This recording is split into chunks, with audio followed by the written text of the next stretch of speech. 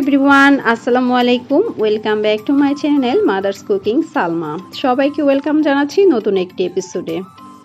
তো চলুন, আমার আজকের রেসিপিতে থাকছে কিন্তু মজাদার কুচানো জলপাইয়ের আচারের টক ঝাল মিষ্টি রেসিপি। এই রেসিপিটা আসুন তাহলে আমরা সম্পূর্ণ দেখে নিই। তো দেখতেই পাচ্ছেন এখানে কিন্তু আমি অনেকগুলো জলপাই নিয়েছি। তো তার থেকে কিন্তু বড় বড় সাইজের জলপাই এখানে 1 কেজি পরিমাণ নিয়েছি আমি। এখন কিন্তু জলপাইগুলোকে খুব ভালো করে পানি দিয়ে ওয়াশ করে নেব ধুয়ে। এখন কিন্তু খুব ভালো করে পানি দিয়ে আমি কষলে ধুয়ে নিচ্ছি। আর একটু বড় সাইজের জলপাইটা নেওয়ার চেষ্টা করবেন, তাহলে কিন্তু দুই সাইড থেকে খুব ভালো করে কোচাতে ভালো হবে। আর এই তো এখানে কিন্তু ধুয়ে নেওয়া হয়ে গেছে। তো এ ফাঁকে কিন্তু আমি অফ ক্যামেরায় এই জলপাইগুলো খুব ভালো করে কুচিয়ে নিয়েছি। আর দেখতেই পাচ্ছেন কত সুন্দরভাবে এটা কুচানো হয়েছে। আমি কিন্তু এটা বটির সাহায্যে করে নিয়েছি, আপনারা চাইলে কিন্তু ছুরি দিয়েও করে নিতে পারেন। এখানে সবগুলো কিন্তু কুচানো হয়ে গেছে। এখন কিন্তু চলে যাচ্ছি চুলায়। তো এখানে কিন্তু কিছু উপকরণ নিয়েছি আচারের জন্য।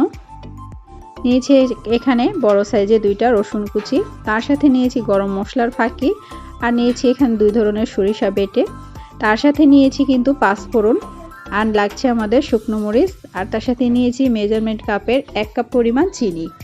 এখানে কিন্তু মিষ্টির অনুযায়ীটা আপনারা বুঝে শুনে দিয়ে দিবেন, যে যেমন মিষ্টি খেতে পছন্দ করেন সেই অনুযায়ী। আর কিছুটা কিন্তু 5 ফোড়ন আমি রেখে দিলাম। এখন কিন্তু এগুলো ভেজে তারপর নিচ্ছি। আর শুকনো খোলায় কিন্তু অবশ্যই ভেজে নিতে হবে, বেশি ভাজা যাবে না, যেন তিতো না হয়ে যায় পাঁচফোড়নটা। তো এখানে কিন্তু ভেজে নিয়ে আমি নামিয়ে নিচ্ছি। আর আবারও কিন্তু প্যানের মধ্যে কিছুটা পাঁচফোড়ন রেখেছিলাম, সেটা দিয়ে দিচ্ছি। আর তার সাথে কিন্তু কিছুটা রসুন অ্যাড করে দিলাম। আর এই কাজটা কিন্তু আমি শুকনো খোলায় করে নিচ্ছি, আপনারা চাইলে কিন্তু তেলের মধ্যেও করে নিতে পারেন। তা আমি তেলটা কিন্তু পরে দিব, তাই আমি এইভাবে করে নিচ্ছি। এখন কিন্তু চিনিটা দিয়ে খুব ভালো করে ক্যারামেল করে নিচ্ছি। আর এই তো এভাবে করে নিলে সুন্দর একটা কালার আসে। তো কিছুক্ষণ ভেজে নেওয়ার পর কিন্তু দিয়ে দিচ্ছি এর সাথে অ্যাড করে সরিষার বাটা। আর এখানে কিন্তু আমি 2 ধরনের সরিষাই অ্যাড করেছি। খুব ভালো করে কিন্তু সরিষাটা ভেজে নিচ্ছি। এখন দিয়ে দিচ্ছি গরম মশলার গুঁড়ো। তো এখানে কিন্তু শাহি গরম মশলার গুঁড়োটা আছে, সব রকম গরম মশলা আছে এখানে। আর এই তো এখানে কিন্তু চিনি থেকে পানি ছেড়ে গেছে। আর এখন কিন্তু দিয়ে দিচ্ছি টেস্ট অনুযায়ী লবণ।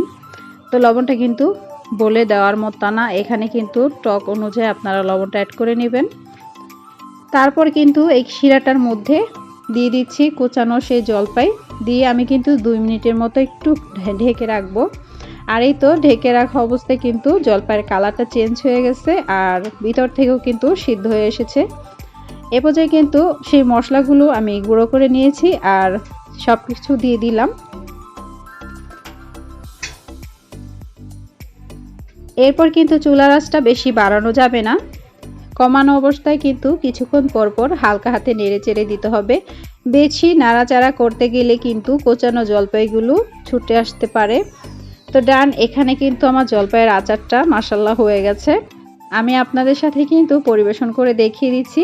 আমি কিন্তু একটা প্লেটে এখানে সার্ভ করে নিচ্ছি। আর এটা ঠান্ডা হয়ে যাওয়ার পর কিন্তু আমি বয়মের মধ্যে সরিষার তেল গরম করে তারপর কিন্তু রেখে দিব। আর এই আচারটি কিন্তু বছর জুড়ে আপনারা রেখে দিতে পারবেন। প্রিয় মানুষদের জন্য কাছে থেকে বা দূরেও আপনারা পাঠিয়ে দিতে পারবেন।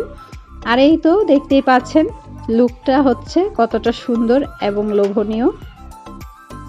আমার আজকের রেসিপিটা ভালো লাগলে অবশ্যই একবার বাড়িতে ট্রাই করতে পারেন। ভিডিওগুলো যদি ভালো লেগে থাকে তাহলে অবশ্যই লাইক কমেন্ট শেয়ার করবেন। আর আমার চ্যানেলটিকে সাবস্ক্রাইব করে পাশে থাকতে পারেন। পাশে থাকা বেল বাটন ক্লিক করে রাখবেন আমার নিত্য নতুন সহজ ভিডিওগুলো পেতে সবার আগে। আল্লাহ হাফেজ।